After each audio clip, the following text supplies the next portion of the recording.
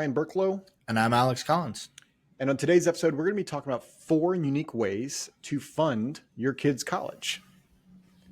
I think this is a it's a big conversation right now because kids are graduating high school, and this is a big area of concern for many parents nowadays. And there's the traditional way of looking at funding education, and we'll talk about that briefly. But we want to give you some other ideas as well. But before we dive in, Mr. Collins, what are we drinking today? I am drinking old favorite Trickster IPA from Black Raven. We drink a decent amount of Black Raven. It's a local brewery, one that we both like quite a bit. And Trickster is just an old favorite. Yeah, can't go wrong with Trickster. I'm abstaining today. My stomach is not so great, so I'm not going to upset it today. But not going to lie, I'm a little jealous. Yeah, I mean, this is a 9 out of 10 for me. This is just an old classic. It's one of my go-tos. I absolutely love this beer. Yeah, so definitely try it out.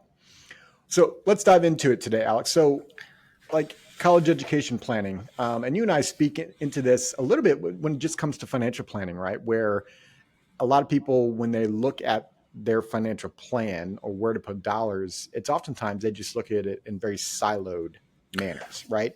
I want to retire, so let's put a bunch of money in a 401k. Yeah, well, and this goes back to the Americans' desire to have nope, I only want one thing. Yeah, and so 529 plans are the typical go-to for most advisors these days.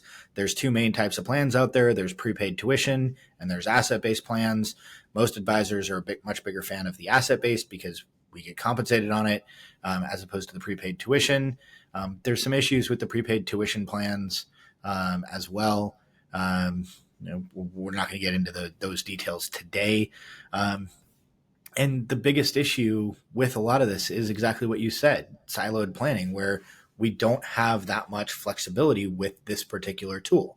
It has to be used for college or higher education purposes. It can't really be used for anything else. There is a little bit of flexibility in this, in that if your child gets a scholarship, you can pull out some of those dollars. You can move it to another child or another heir. There's just a new law that says you can convert up to $35,000 into a Roth in the child's name. So there's some benefits and advantages on some of this stuff, but at the same time, it's still a single-use structure. And in general, we're a much bigger fan of creating flexibility with your plan. And in fact, actually, one of the methods that we're going to kind of walk through actually has you pay for your kids' college with their own inheritance, which is a pretty interesting and unique idea. I think what it comes down to is just, and we talk about this so many times, but the flexibility, right? Like, do we want all of our money in one bucket for one use? And almost every time we bring it up in that manner, very few clients say, I've never looked at it that way, but yeah, I still want to do that.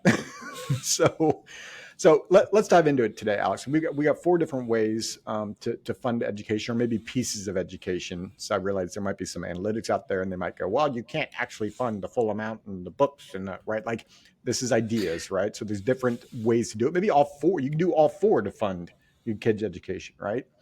So let's start with number 1, and this is real estate.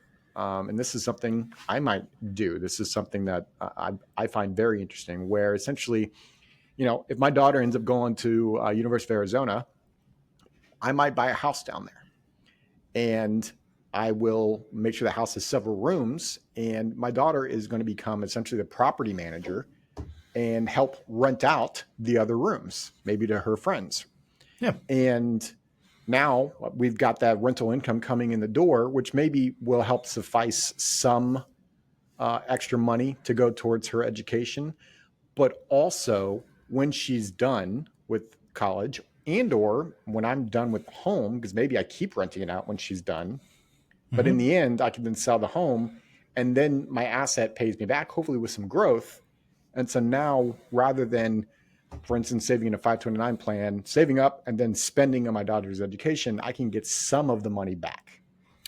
Yeah. And there's now the question becomes, okay, where do we pull the dollars from to be able to buy the real estate, and a whole bunch of other factors. But in this way, now the idea is that A, it's not a single use dollar. B, we're able to hopefully recoup some or all of the costs. Mm-hmm. B, or second to that, in addition to now providing your daughter a higher education at college, we're also able to teach her some of the basic life skills of how to be a landlord. And like we need the child to be mature. Not all college students are mature. We don't necessarily want to trust every single kid to be able to be a landlord. But again, it helps build up some of the life skills of like how to manage property, how to like manage finances, how to be an adult. And then there's a whole truckload of advisors out there that are giving classes on adulting, for lack I of a hate better that term. terminology. Why adult? I can't stand that term. Sure, I get it, and I also get why people don't like to quote adult. But this is a way that like we can try and help teach our kids the right way of doing things and help make them a little bit more responsible and help teach them some life skills as they go through college, as well as some higher education and the Yep, way to get a piece of paper that says, hey, I'm smart and I can learn. 100%. So that's number one, which takes us to number two, Mr. Collins. Number two is if you're already funding a permanent life insurance policy, you can use some of the cash value and thereby using some of the death benefit to pay for education. This is something that isn't currently listed on the FAFSA form, and now it's ultimately their inheritance that they're using for college. And this is something where this might be one of the funding mechanisms for the real estate that we talked about in step one. There's a whole host of different ways that this can potentially be used. You can pull back the dollars that you put into it. You can take a loan against the policy if you're going to put it back afterwards. Again, there's multiple different ways to go about using this, and it's dependent upon what your current situation is. The goal is to try and provide as much flexibility with how to go about doing this so that you can select the plan that's right for you, because in order to make any of these plans work, we need to start saving when the kid is extremely young. Yeah, and the key thing, again, with the permanent life insurance, as always, right, it's life insurance first, right? But some of these permanent life insurance policies grow an asset in it called cash value. And we've done an episode on that. So make sure you just type whole life, go to beerandmoney.net, type in whole life, and there'll be an episode there for you to discuss it more. And whole life is just one of those permanent life insurance type products. But again, as Alex just said, the purpose of it is maybe you borrow some of the cash value out and you don't pay it back, which will lower the death benefit. And essentially what you did is the legacy that you might have left your children, you ended up like pre-funding their education with that legacy.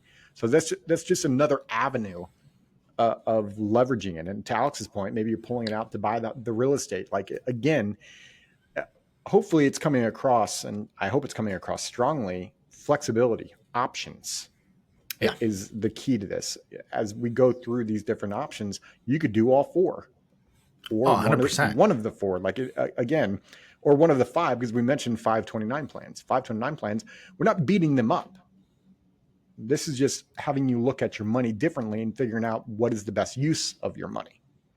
100%. And the biggest trick and the biggest goal is making sure that we don't overfund something that can't be used without winding up either using it for an unintended purpose, like pulling it out and paying some taxes, shifting it into retirement assets for the kid, shifting it to another family member or the next generation. So there's some ways that 529 plans can get used with a little bit of creativity. But in general, if we've overfunded a 529 plan, or if a child chooses not to go to school, and that could be anything from like a trade school to a golf school to college, like there's examples of accredited schooling that works for all of those. We're just trying to bring up not everything should be one solution. Yep. And which takes us to number three.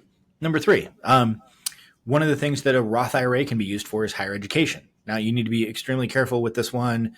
Make sure you're talking to your tax advisor, your CPA, But at a bare minimum, the dollars that you put into the 529 plan can get pulled back out of the 529 plan. But it is listed as one of the uses for a Roth IRA is higher education, along with the purchase of a first-time home purchase or retirement. So there are some different ways that you can potentially pull dollars out. And like, again, there's flexibility. You can use it for retirement. You can use it for education. Even if the only thing that we use is the dollars that you originally put into the Roth IRA. Yep. With the 5-year vesting schedule or 5-year time period for the Roth. Again, pulling those dollars back out, there's ways that you can go ahead and get access to some of those dollars for college. So that's number 3. And number 4, and this seems like a no-brainer if you can do it this way, but I think it's often just like overlooked, is just straight from cash flow, right? If you're saving, if you're making $300,000 and you're saving, and I'm going to make up a number here, you're saving $60,000, which is 20% of the 300. Maybe the $60,000 will pay for the education, right? So just stop saving in those years that they're in school and use that $60K to fund education. Yeah, right. And that can be any version of paying for it outright, taking a loan, and then paying that back over time. Right. Like there's a whole lot of choice and flexibility with cash flow. And again, when we start saving, the goal is to go ahead and build up a whole boatload of different options and accounts. We're trying to do it from a good financial planning standpoint with the idea that, hey, we can go ahead and use the permanent life insurance. We can use the brokerage account. We can use the Roth IRA. We can use some of these other funding mechanisms, 5299 plan or whatever else. We can use each one of these different mechanisms to fund college.